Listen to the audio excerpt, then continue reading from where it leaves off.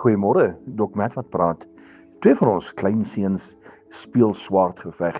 Elkeen het so 'n plastiek swaard in die hand, 3 jaar oud, en nou staan hulle met mekaar en beklei hierdie swaardgeveg speletjie.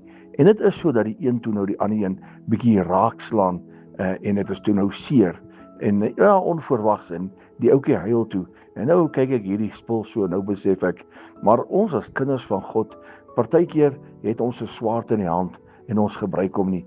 Die woord van God, as ons die woord van God vat wat 'n tweesnydende swaard is, God se woord wat ons kan beskerm, ons gebruik dit net nie.